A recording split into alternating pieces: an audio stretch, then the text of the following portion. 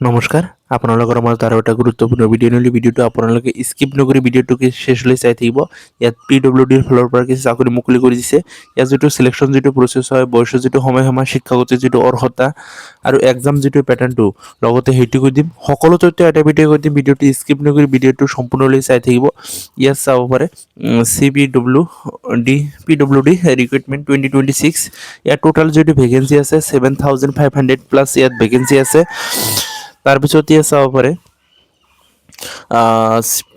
CPWD recruitment 2026 organisation যিটো name হয় central public work ডিপাৰ্টমেণ্টৰ ফালৰ পৰা সেইটো চাকৰিটো মুকলি কৰি দিছে। পোষ্ট নেমবিলাক ইয়াত মেনশ্যন কৰি দিয়া আছে। ছুপাৰভাইজাৰ পোষ্ট হয়, ক্লাৰ্কৰ পোষ্ট হয়, অফিচাৰৰ পোষ্ট আছে। ইয়াত কি পোষ্ট আছে ইয়াত চাব পাৰে।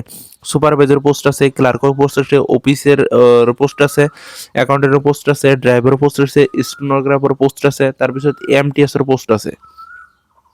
তাৰপিছত ইয়াত টোটাল পোষ্টটো ইয়াত মেনশ্যন কৰি দিয়া আছে 7,500 প্লাছ এইটো টোটাল পোষ্ট আছে 7,500। এপ্লাই যিটো মোড হয় অনলাইনৰ যোগেদি সেইটো আবেদন কৰিব লাগিব। হু কেন এপ্লাই কোনে ইয়াত আবেদন কৰিব পাৰিব? All India male and female কি আছিল মোৰ সকলো ল'ৰা ছোৱালী ইয়াত আবেদন কৰিব পাৰিব। কিয়নো কি আছিল অল ইণ্ডিয়া জব বুলি কৈছে সেইকাৰণে। তাৰপিছত ইয়াত চাব পাৰে চেলাৰীটো ইয়াত মেনশ্যন কৰি দিয়া আছে। পাৰ মান্থ যিটো চেলাৰীটো দিয়া হ'ব 19,900 সেইটো পাৰ মান্থ চেলাৰীটো দিয়া হ'ব। ইয়াৰ পৰা ষ্টাৰ্ট হ'ব 19,000ৰ পৰা 19,900 টকাৰ পৰা কি আছে 56,000 লৈকে সেইটো পাৰ মান্থ চেলাৰীটো দিয়া হ'ব। প্ৰথমত কি হ'ব 19,000 প্ৰথমত দিব 19,900 টকা, তাৰপিছত লাহে পিনে কি আছিল বাঢ়ি গৈ 56,000 লৈকে সেইটো চেলাৰীটো হ'ব।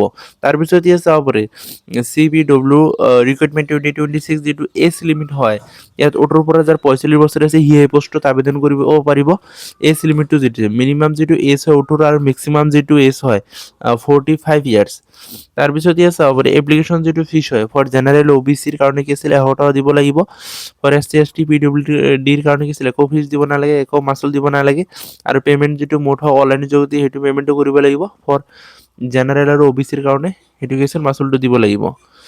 তাৰপিছত চিলেকশ্যন প্ৰচেছটো ইয়াত চাব পাৰে। এক্সাম হ'ব প্ৰথমত কি আছিল ৰাইটেন এক্সাম হ'ব, তাৰপিছত ইণ্টাৰভিউ হ'ব, তাৰপিছত ডকুমেণ্ট ভেৰিফিকেশ্যন হ'ব, তাৰপিছত ফাইনেল মেৰিট লিষ্ট দি দিব। তাৰপিছত ইয়াত চাব পাৰে এক্সাম যিটো পেটাৰ্ণ হয় মেনশ্যন কৰি দিয়া আছে। ছাবজেক্ট কুৱেশ্যন আৰু মাৰ্ক ইয়াত দিয়া আছে।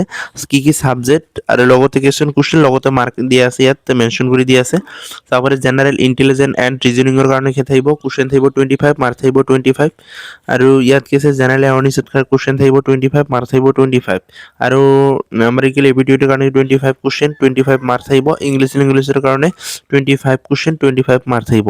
টোটাল যিটো কুৱেশ্যন হয় 100 মাৰ্কৰ কি আছিল এক্সাম হ'ব আৰু কুৱেশ্যনে থাকিব 100 মাৰ্ক কি আছিল এটা কুৱেশ্যনত কি আছিল 1 মাৰ্ক থাকিব।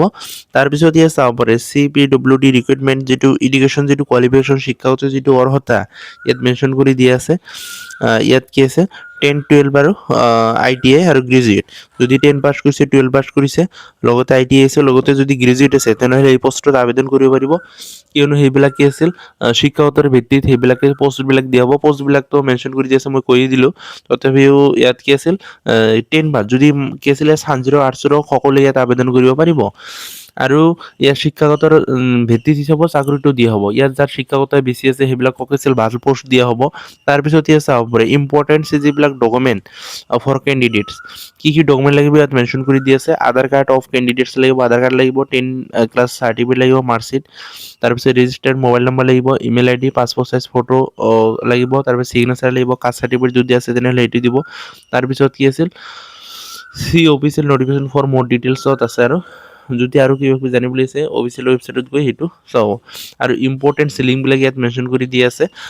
ডিছক্ৰিপশ্যনৰ লিংকবিলাক দি দিম, আপোনালোকে তাৰ পৰা আৰু ডিটেইলছত চাব পাৰিব। আৰু ফাৰ্ষ্ট টাইমৰ কাৰণে যদি ভিডিঅ'টো চাই আছে চেনেলটো যদি এতিয়ালৈকে ছাবস্ক্ৰাইব কৰে চেনেলটো ছাবস্ক্ৰাইব কৰি ল'ব আৰু ভিডিঅ'টো যাতে লাইক এটা কৰি দিব। চেনেলটো ছাবস্ক্ৰাইব কৰিবলৈ কিয় কৈছোঁ ডেইলি এটা দুটা কি আছিল জব ইনফৰমেশ্যন ভিডিঅ' দিয়ে থাকোঁ আপোনালোকৰ সুবিধাৰ কাৰণে। সেইকাৰণে কৈছোঁ চেনেলটো ছাবস্ক্ৰাইব কৰি ল'ব। হ'ব আপোনালোকৰ কাৰণে নেক্সট আৰু এটা ভিডিঅ' নিম। আজি ইয়াতে সমাপ্ত।